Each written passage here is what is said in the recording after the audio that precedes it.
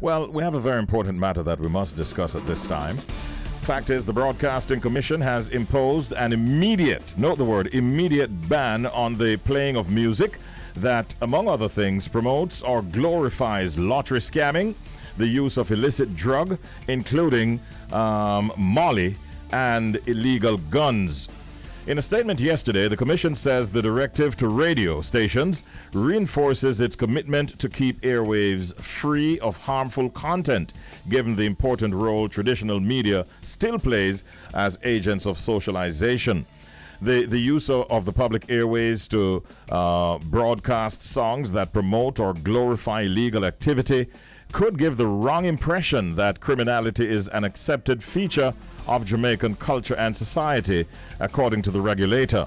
The Commission is also asserting that it could unwittingly lend support to moral disengagement and further normalize criminality among vulnerable and impressionable youth and the young adult demographic. And this morning we're joined by our general manager, and he's also a music consultant and an entertainment consultant. He's a veteran of the Jamaican music industry, our very good friend, Mr. Clyde McKenzie. Good morning, Clyde. Morning, sir. Good morning, Richie. Good morning, Shell. Morning, Jody. Welcome to Top of the Bridge, Up and Go. It's been a minute, Clyde. How have you been? Well, I've been busy. Congratulations on your new program on a Sunday. Bud. I tuned in on Sunday and I caught you standing and interviewing. I think it was John FX, was it? And slide Oh, yeah, on by. John FX, yeah. I caught that segment and I found it quite helpful and quite informative as usual. Congratulations. How's that program going for you on a Sunday? Well, I'm enjoying it, because it is a learning experience for me too, with all that amount of information. As much as I think I know, I'm still getting new stuff being added to, my store of information. Yes. So I'm really grateful for that. Yes. You're doing a fantastic job, man, and congratulations again. Thank you, sir. Now, Clyde, let's get to the meat of the matter. What are your thoughts on the decision, really, of the Broadcasting Commission to immediately ban music which mentions drugs like Molly, illegal guns, and scamming, and some of the terms relating to that activity? Your thoughts up front? Well, I think it is important for us to understand that there has been ongoing dialogue with the stakeholders on this matter. And so the Broadcasting Commission, I think, has taken this decision after consultation with licensees. So I don't think it's really an arbitrary decision that has been made, because maybe I don't think the Commission has gone far enough to explain that there was prior consultation. So I want to say that in order to ensure that people do not go away with the wrong impression that this is, a diktat. I think the airwaves, you have to concede, are public goods, right? They belong to the people of the country.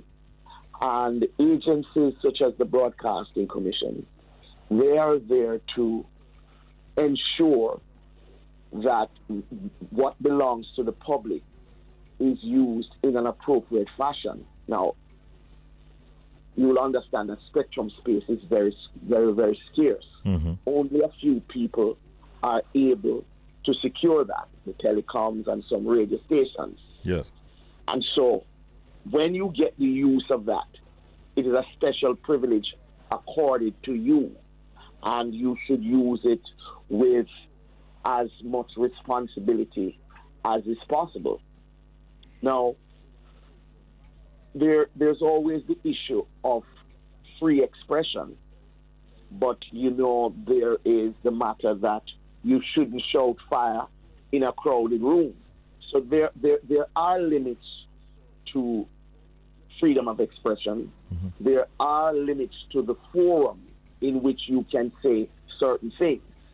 Now, there are those people who will be concerned that once you start having regulation on what people say, then it's a slippery slope.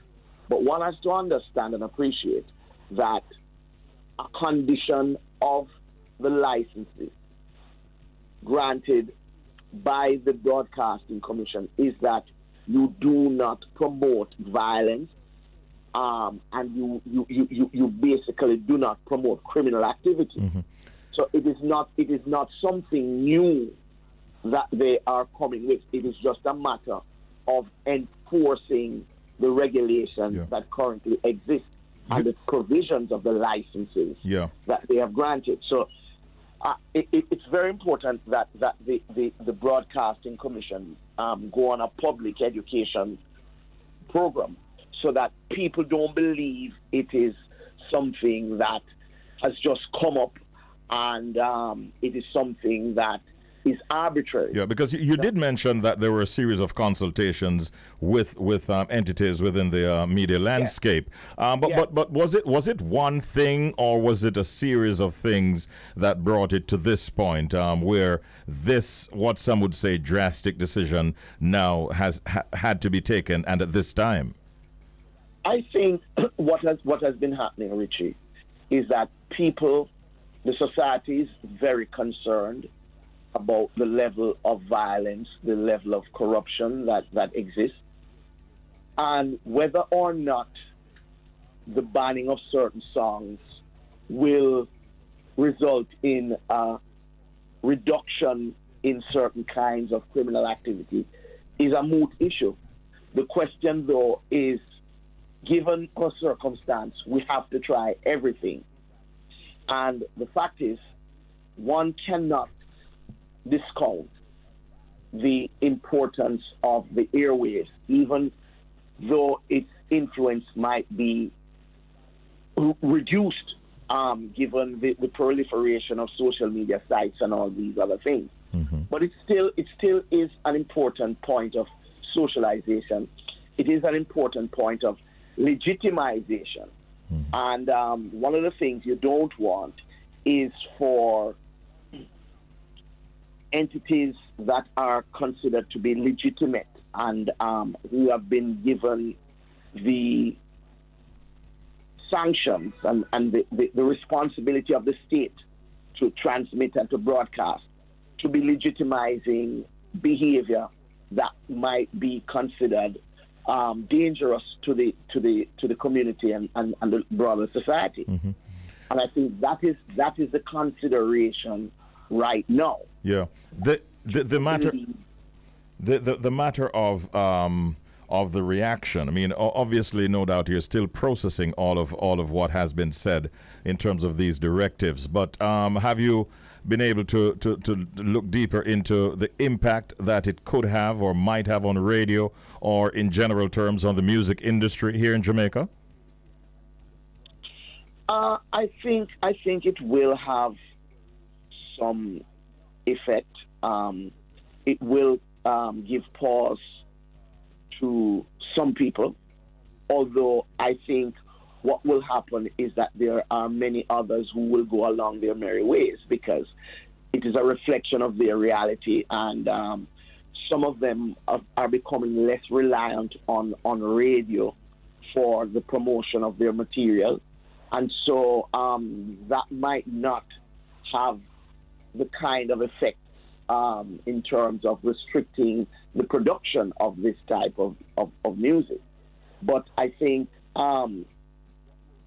restricting of what is aired in a particular forum is a different thing from actually censoring people.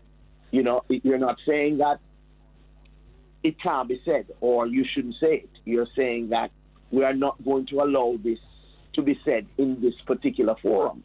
That's an important point. Very important point, that, yes. You see? And that, I think, is critical to our understanding of the issue. In other words, we must understand that there are protocols that must be observed in particular circumstances. Yeah.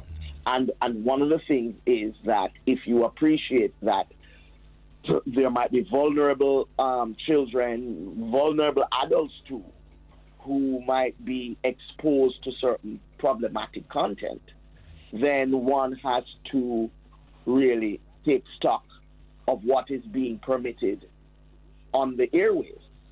And as I said, no one is saying, and I don't think the Broadcasting Commission is making any claim that this will be a panacea. It is just that it might be one of a number of measures that would be deemed necessary to curtail what is the rampant criminality that's plaguing the country. No, Mr. McKenzie, Mr. McKenzie, greetings once again. I want to shift the focus a little upon the artist, Mr. McKenzie. So you mentioned that, because the reality of it, as you rightfully said, most of them not really meds like the airwaves really to promote their music and stuff like that. But so is it fair to say that they shouldn't worry about expressing their creative freedom since they have other platforms, or should they still be worried that, because of these new rulings, they should worry about it? Well, I tell you, it might take the shine of the legitimacy that they have. In other words, legitimacy comes with who sometimes accepts and condones your behavior. And what happens is, if, for example, the official organs of the state or that have been approved by the state do not support or condone your behavior or your music, that tends to take off a little bit of your legitimacy. Now, in the dancehall, street cred is a very important factor. And sometimes you're being banned and you're being ostracized really enhances your street credibility. So it's a funny kind of situation, and one has to see how it will play out.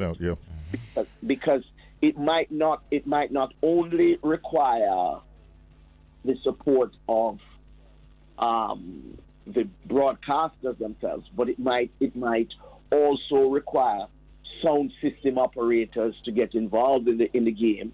And then the question becomes, why am I doing this? Because then there are the financial and commercial motivations behind these things. If I stop playing certain types of music, what impact will that have on the bottom line?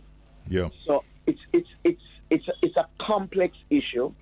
I think the Broadcasting Commission is doing what is consistent with its own mandate, which is to regulate media houses. But I think it's limited because there are other things which have to be done, which are really outside the scope of the Broadcasting Commission. So people might want to criticize the Broadcasting Commission and say, but that alone can't do. But that is what the Broadcasting Commission can do in its mandate, and maybe other organs of the state will have to do theirs. Yeah, I see a lot of reactions coming in, of course, even from within the music industry. Stephen McGregor has put out a statement, a comment. We've seen Russian, Not Nice, Ramesh, all voicing their discontent. There is a view out there that this is going to now negatively impact our music, and that it's going to allow genres like Afrobeats and so on to balloon in terms of its own popularity. Interestingly, also, we're seeing a reaction from an attorney at law named Matthew Royal, who basically is urging that the commission, Broadcasting Commission, should be careful in terms of what he calls a ban on creative expression. These are comments that are coming in. Do you have a reaction to that comment from the attorney? There is a view. I remember being asked once if artists who are deemed problematic, whether they should be banned or their music should be banned from the airwaves. And my position then was, you don't do an outright ban of an individual's music. What you do is you do it on a case-by-case basis. So if there's a song that has problematic lyrics, then that song is dealt with in a particular way. Blanket bans can be problematic, but I think I understand the concerns of those who will say that banning certain types of music from the airwaves is going to have a negative effect on creativity and productivity. My own view is that media is or are, depending on how you term it, regulated. It has always been and always will be. I mean, it is a question of what do you put out there on the public airwaves. It is not saying that you can't play it in a sound system. It's not saying you can't play it at your house. It is not saying maybe you can't play it at a concert. I mean, what it is saying is that there are vulnerable youth who might be exposed to the thing, and therefore, as a responsible agency, they are taking all the measures to curtail that. Now, of course, there's a counter argument that, but children will have access to internet and all the other things. Mm-hmm. Yes, they do. Yes. But the fact that you might have other sources of obtaining this problematic material doesn't mean that you can't curtail the ones that might be under your control, right, or that within your power. There's an area that I view as a sort of a gray area, and I think we're going to need more clarification from the Commission on the subject of the beeping or bleeping of whether words or lines from a particular song, because I'm getting the impression that if the context would suggest that the artist is promoting violence and scamming and this kind of stuff, then that would be a problem. But there are other songs where maybe just a one word is in there which has nothing to do with violence or scamming or so on, and I'm suspecting that in that instance a clean edit could be played. But then I stand corrected. No, and listen, for me, I believe that there has to be ongoing dialogue. Yes. And one of the things I think has to happen. I remember when the Ramping Shop controversy erupted in 2009. Mm-hmm. And one of the things then Prime Minister Bruce Golding did was he called a meeting of all the parties involved, Spice and Cartel and everybody, up to Jamaica House. And there was a discussion on that.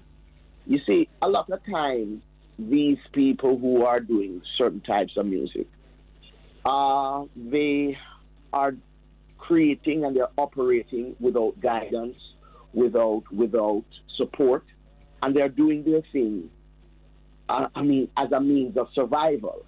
Mm-hmm.